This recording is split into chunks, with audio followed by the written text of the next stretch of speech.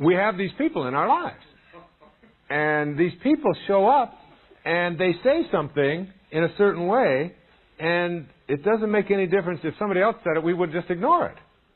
All right? But they come along and they say this thing, and boom, off you go. And you're frantic, and you're mad, and you're angry, you're upset, you're worked up, you're feeling unworthy. So these people, to me, are your soulmates, you see. Because what they're teaching you at any given moment in your life is you haven't mastered yourself at this moment. You're not in charge of yourself. Those people who can push your buttons and send you into a frenzy or into an angry space or into a space of self-repudiation are people who are divine masters disguised as manipulative, crass, unconcerned people. And rather than being mad at them and being upset with them and saying that they shouldn't be this way, your task ought to be to turn to them and bow and say, I honor you as my teacher. Now that's a hard thing for us to get to, but don't you all have people in your life who are just like that? And you know you're stuck with them. These are people who are not on your path. You know they're not on your path. They're not even on an entrance ramp to your path. They're in a different place. They're from a different planet. But nevertheless, they're there with you. And you're sharing the journey with them. And it's very interesting. I mean, I have 8 children. And my children are the ones that are very good at knowing how to push these buttons. I have one daughter particularly, her name is Serena, that can really do this very well. She's real good at it. She's always giving me advice almost every day on how to be a better parent. She even said to me one time, she said, I can't believe you actually wrote a book on how to be a better parent. I just can't believe that. She was about 9 years old telling me this. You really wrote that? And whenever she gives me this advice, it's like, or she starts going into one of her routines, I find myself, really being challenged. I don't usually turn around and say, I honor you for, I'm usually saying, well, you. But nevertheless, there's a part of me that recognizes this, and I also recognize it in my relationship with my wife. And we've been together for a long time, and there are areas where she will say something, and I will find myself, and then I'll stop. You see, because essentially, the ego part of us wants us to be right, whereas the higher part of us always wants what? Peace. That's all it ever wants. So it's like you have to really learn, if you're going to feel worthy of having something show up in your life, how to be peaceful. And the way to be peaceful in your life is to, in all of your relationships, when you have a choice to be right or to be kind, to just pick kind, to just choose to be kind at any given moment in your life. You are honoring that higher part of you, you feel peaceful, and you've let go of the ego need, which says, wait a minute, you're important. And you have to prove that this other person shouldn't have done that, and all of that kind of stuff. But Serena, I remember her telling me, she's great. She would tell me, giving me advice on how to be a parent. And one day I just had it with her. And I said, Serena, I said, it's time for you to stop telling me what kind of a parent to be, and stop blaming me for the kind of parent I am, and take responsibility yourself for the kind of parent that I am. And she stopped, and she assumed this pose that she always assumes with her hand on her hip, and her knee going up and down real fast. And she said, you want to run that one by me one more time? You want me, is that what I heard? You want me to be responsible for the kind of parent you are? I said, exactly. She said, well, what are you talking about? I said, well, before you came here, you had a choice. You have certain heroic missions that you have to fulfill while you're here on this planet. And I'm giving her this little lecture. She said, well, what do you mean before I came here? She said, I don't remember that. I said, well, your memory isn't anything that you should rely upon to determine whether this works or doesn't work. You don't remember being 4 months old and being in your crib and throwing up all over, but you did. You don't remember your dreams last night. You don't remember what you had for dinner last Thursday. Your memory isn't a good indicator of what it was. Just trust me, this is true. Before you come here, you choose your parents. You get to pick who your parents are. and you have certain lessons that you have to learn, and you picked me to be your father, and you picked Mom to be your mother, and you should stop complaining about the choice that you made. She said, I don't remember any of this. I said, well, forget about whether you remember it or not. She said, you're telling me that I chose you to be my father before I came here, and I had lessons to learn through you. I said, exactly. And you should stop blaming me. You should just take responsibility for the choice you made. She said, I must have been in a big hurry.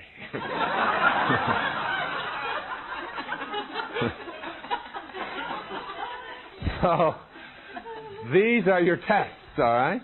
So what I would like you to think about when you think about honoring your worthiness to receive anything is that all of the people in your life that you find yourself in conflict with or having a difficult time with, whether they're strangers or spouses or children or grandparents or in-laws or even people who are no longer here on this earth plane, if you can say to yourself, when I have this choice at any given moment to be right or to be kind, and I'm going to let my ego get out of this thing, and I'm going to choose to be at peace, as it says in the Course in Miracles, I can choose peace rather than this at any given moment. And then when you find yourself in these relationships with contentious people, and you find yourself being able to be at peace when they push those buttons, you'll know that the reason that they showed up in your life in the first place is to teach you to honor your own worthiness. That's why you're with them. That's what they're there for. These are teachers, just like you are teachers to others. And you can let go of that ego-driven need to constantly be proving yourself and to make yourself right, and to make more than making yourself right, to make them wrong, which is what we often do in this whole business of not honoring that. Whenever you're about to act, to do anything, if you have any conflict at all, you can ask yourself the question, is what I'm about to say, is what I'm about to do going to bring me peace, more peace in my life, or is it going to bring a sense of turmoil? Is there going to be some struggle, some anxiety as a result of what I'm going to say or what I'm going to do? If the answer is peace, then it's your highest self. If the answer is turmoil, struggle, anxiety, stress, then the answer is your ego. So now you've identified, and now you know how to act. The way to act is with the way that will bring you peace. Even if it seems inconsistent, the way to act is the way that will bring you peace. The second thing to do is to start to learn to go beyond this restriction that you've experienced in the physical plane. The restrictions of the physical plane are many. Begin to say, I can transcend that, and your mind begin to look at yourself as living in that physical plane, but that's not who you are. So figure out ways in your own consciousness to just get past all of these limitations that are a part of your body and your world. The third is, wherever you go, refuse to defend yourself to anyone or to anything on the earth plane. You don't have to defend yourself. You don't have to prove yourself. You can just quietly be an effective human being and not get yourself into that position where you're arguing with someone over the rightness of how you feel. Just let go of that. And the higher part of you is saying, I want peace. I want peace. It's always there. Keep that in mind.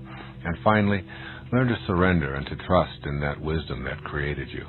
The act of surrendering is letting go, detaching yourself from all of the beliefs that you have that it's important for you to be right and it's important for you to prove other people wrong and all of these kinds of things that keep you sort of in that restriction. Once you surrender and once you let go, you find yourself a whole lot freer in your life. To understand that you have a higher self and to know it and be aware of it is one thing, but to trust in it is quite something else. And the ways to put this principle into practice are, first of all, to keep in mind that you cannot go to a higher ground if you're hanging on to a lower level. That in order to get yourself to a higher place, a place of trust, you have to somehow recognize that all of the stuff that's going on in your life in a lower place is something you have to let go of. You have to trust that when you do let go, you're not going to be falling into the abyss. And I would recommend that you take a real rebellious attitude toward the philosophy which preaches that that you are not connected to the divine energy, that somehow this force that has many names is something that is outside of you, and you're not deserving of it. until you know that you can trust in it, you can't use it and acknowledge it in your life. One of the things to do to practice this trust is to take the most serious problem that you have and turn it over to God. Affirm to yourself, I would like to show my trust in the divine force by simply turning my problems over to your divine hands.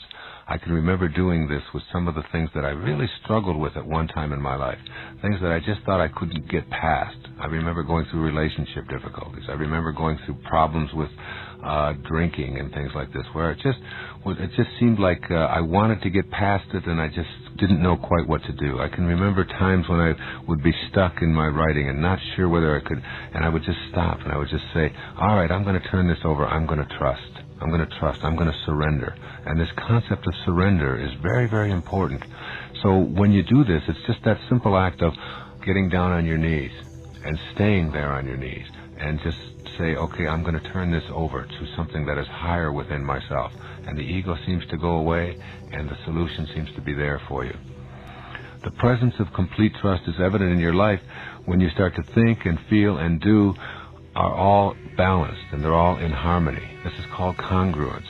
If you're congruent, your thoughts and your feelings and your behavior are all in harmony. If you're incongruent, you have one thought about, gee, I'd like to be able to do this, but then you feel another way about it, and then you act in a completely different way. And this is the cause of most of the struggles in our life, and it's also the thing that impedes the free flow of the divine force into your life. You have to trust in yourself. When you're trusting in yourself, you're trusting in this very wisdom that is the source of your life. And when you are congruent within and are feeling congruent, you are also beginning to act congruent. So work on congruency and look at the areas in your life in which you feel yourself to be incongruent. What do I think about this, and how do I feel, and how do I act? And try to bring them into harmony. And you'll start accessing this trust that is absolutely essential to the manifesting process. And of course, as always, you have to begin a meditation practice of contemplating the supreme principle which is beyond the pettiness of this world. And as you meditate and go within and you make conscious contact with God, God isn't something that you know about any longer. God is something that you know directly and personally. And once you have this direct conscious contact, this knowing, then trust is not anything that you'll ever have to work on again. How you process and perceive yourself is determined not by what other people tell you, as much as you'd like to believe that, but in fact by how you have chosen to process yourself. And what you want to learn how to do right off the bat, at the very beginning, is to understand that disliking yourself or experiencing self-rejection or putting yourself down or finding fault with yourself or looking at your body and telling yourself all the things about it that you don't like. Like you may be too tall, you might tell yourself that you're too short, you might tell yourself that you're too heavy, that you're too light, that you're any number of things, and you can go through every organ in your body.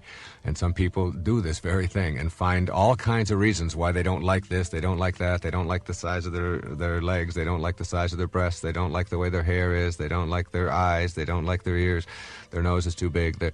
It's an endless. And this is like a burden that you place on yourself in your life, and it's something that you want to really begin to process in a different way. And a way to process it is to say, what do I get out of this? What's the point in me disliking myself or finding fault with myself? It's the only self I have. Instead of doing that and keeping myself miserable, what I'm going to do is look in the mirror and say to myself, this is the body that I have shown up in, for whatever reason, whether it was my plan, or whether it was God's plan, whether it was my parents' plan, whether it was a conspiracy, whatever, it is still the reality. And I am going to accept the reality of what I have shown up in and see it as my curriculum to a higher place. The body that you're in, whether it's in a wheelchair, whether it's blind, whether it's deaf, whether it's tall, whether it's short or black, white, whatever it may be, it is still your curriculum. It's what you have to use to get to the highest place that you want to be in your life. So rejecting it is really rejecting your entire life curriculum. And you have to really look at the whole idea of, in our culture, it's almost, I think I have been asked the question on talk shows across America more about this particular subject than anything else. And the question is, isn't it selfish? Aren't you promoting selfishness? Aren't you telling people that they should love themselves and reject all other people and so on? And I'd like to put that to rest right here. The first thing you have to ask yourself is, what does it mean to be selfish? To be selfish is to be a burden to another human being. Whenever you find yourself a burden to somebody else or someone else is a burden to you, that is a very selfish act. The person who dislikes himself, believe it or not, is the biggest burden to be around in the world. This is someone who is never happy, doesn't know how to make themselves happy, is using other people to try to get them to be happy, is always blaming other people for the conditions of their life.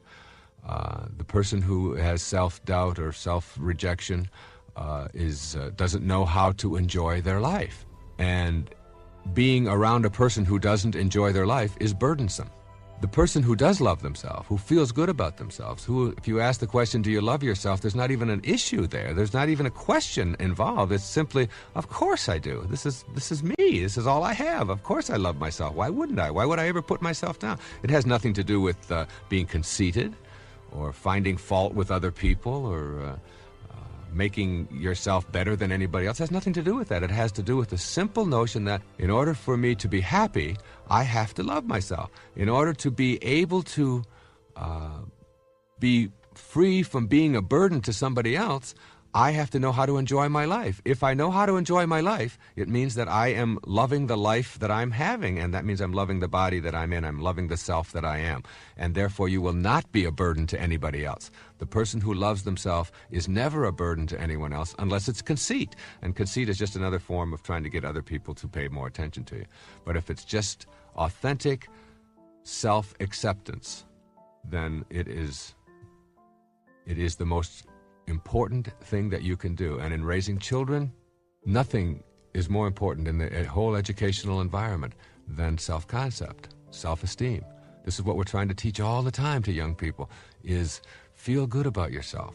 Treat yourself, cherish yourself as a valuable, important, significant, grand, divine creature, as someone who is unique and special in all the world. And feel that way about yourself wherever you go, and carry yourself that way. So you have to say to yourself, they didn't do it to me. I allowed it to happen, and I am no longer willing to allow myself to be immobilized by the rejection that other people or other events or other institutions or whatever it may be may have attempted to impose on me. So what you want to do at this point is if you can see that there are areas of your life in which you are self-rejecting, and identify them and make a commitment to changing them, then you can come up with some specific things that you can do about it. You can begin to discipline yourself to select new responses to others' attempts at making you feel good. When someone says to you, gee, you look really nice today, you can practice, instead of that immediate self-rejecting kind of, oh, it really isn't me, or this is my hairdresser, or whatever. You can just a very simple thank you, or it's nice to know that you appreciate me. Just even if you don't mean it. I mean, sometimes you have to fake it, but faking it is all right as long as you are practicing a kind of, hey, if someone says to me I look nice, or that I smell good, or that I look nice in this outfit, or that I look younger than I am, or whatever, I'm entitled to that. I'm entitled to a compliment. I'm worth that. You can practice saying things like, I love you, and check out when someone says that back to you, how do you react to that? What is your reaction to that? And accept the I love yous and the caresses and the affection that other people are directing at you as something that is directed towards someone who deserves that, rather than always doubting it and saying, oh, I wonder if he really does that, or I wonder if she really means it, or and all of the doubting kind of things. Of course you would love me. Your attitude, your inner conversation goes, of course you would love me. I'm worth being loved. I'm a valuable person. And as we move up from 10,000 cycles per second on your emotional health, we move through the various symptoms of neurosis: worry, fear, anxiety, stress, tension, self-rejection, until we get to a point at point B where we are experiencing an absence of symptoms. However, we know that at any moment, one phone call or one piece of news that is not consistent with what I expect, it's called dissonance. This cognitive or emotional or affective dissonance could literally create in me a state of immobility. So the right phone call or the right action, or somebody having an accident, or somebody not doing what I think they should, or somebody even saying something to me that I dislike, or whatever it might be, and I could instantly go back into 18, 16, 14, and perhaps even 12 and 11 and 10,000 cycles per second. It's been discussed that chronic depression is something that affects as much, I've heard estimates as high as 20% of the population. That people are consuming things like Prozac and antidepressives at an alarming rate. And it's intriguing because there's no such thing as depression.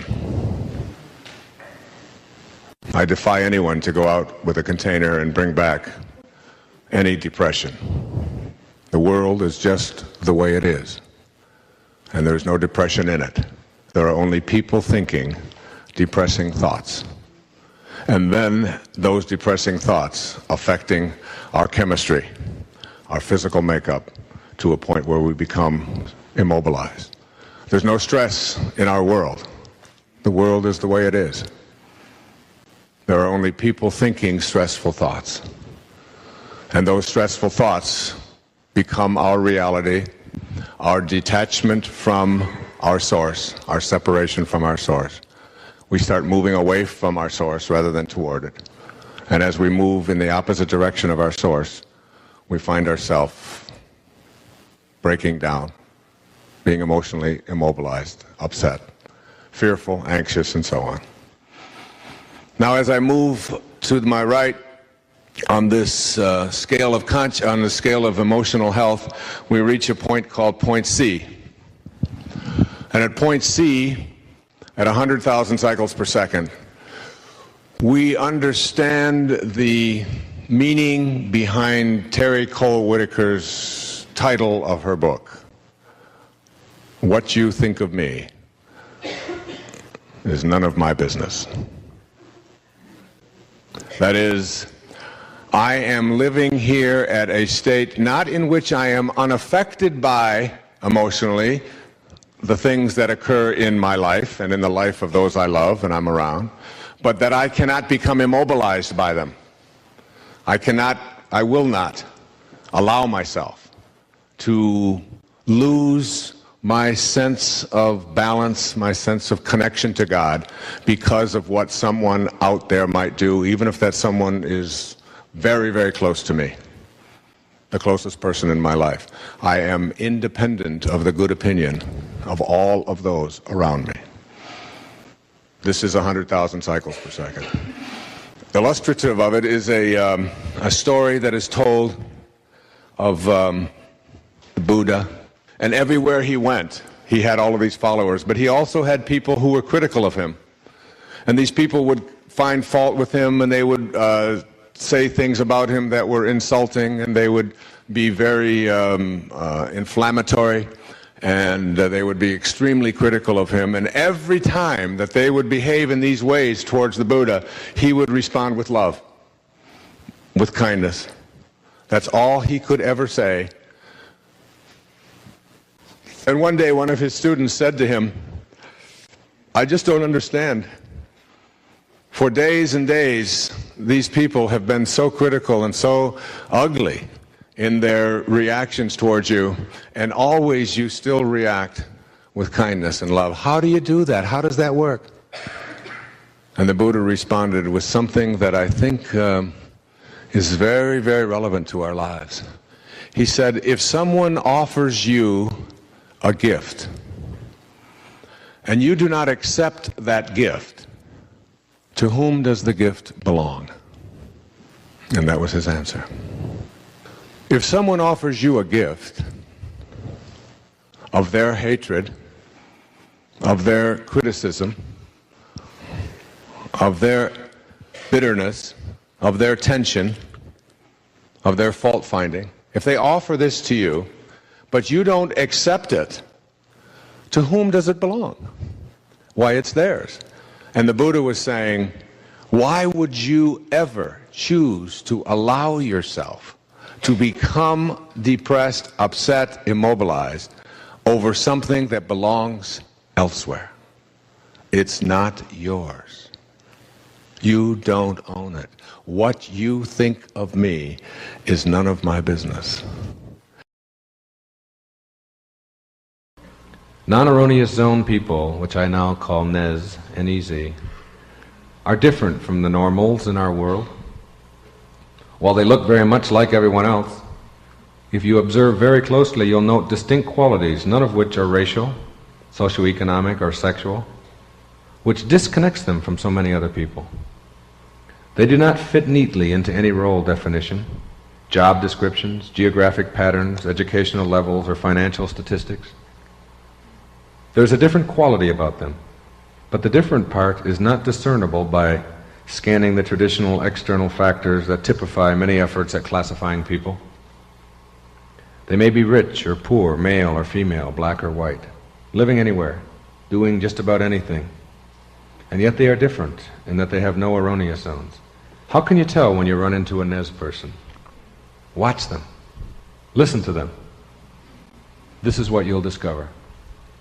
First, and most obviously, you see a person who likes virtually everything about life. Yep, this is a liker. A person who is comfortable doing just about anything, and one who wastes no time in complaining or wishing that things were otherwise. They are enthusiastic about life, and they want all that they can get out of it. They like picnics, movies, books, sports, concerts, cities, farms, animals, mountains, and just about anything that you can include in your list. They just plain like. When you're around them, you'll note a startling absence of grumbling, moaning, or even passive sighing. If it rains, they like it. If it's hot, they dig it rather than croak about it. If they're in a traffic jam or at a party or all alone, they simply deal with what is there. No pretending to enjoy, but a sensible acceptance of what is, and an outlandish ability to delight in virtually everything. Ask them what they don't like, and they are hard-pressed to come up with an honest answer. They don't have sense enough to come in out of the rain. Why? Because they see rain as beautiful, thrilling, and something to experience. They like it. Slush doesn't send them into a fury. They observe it, splash around in it, and accept it as a part of what it means to be alive. Do they like cats? Yes. Bears? Yes. Worms? Yep. You'll be hard-pressed to come up with things, events, people, activities, or ideas that they dislike. They live, and while such annoyances as disease germs, droughts, mosquitoes, floods, and the like are not warmly embraced by Nez people, they never spend any of their present moments complaining about them or wishing that they weren't so. If situations need to be eradicated, then they will very likely work as eradicators, enjoying themselves and living all of their present moments. Try as you might, you'll have a tough time coming up with something they'll dislike doing. Truly, they are likers of life, and they wallow in all of it, getting out of it all that is possible for them. A Nez person is free from guilt and all of the attendant anxiety that goes with using up your present moments, being immobilized over past events. Certainly they can admit to making mistakes, and they can vow to avoid repeating certain behaviors that are counterproductive in any way. But they do not waste their time wishing that they hadn't done something, or being upset because they dislike something that they had done at an earlier moment in their life. Complete freedom from guilt will be the shocking behavior that you will observe in your Nez person.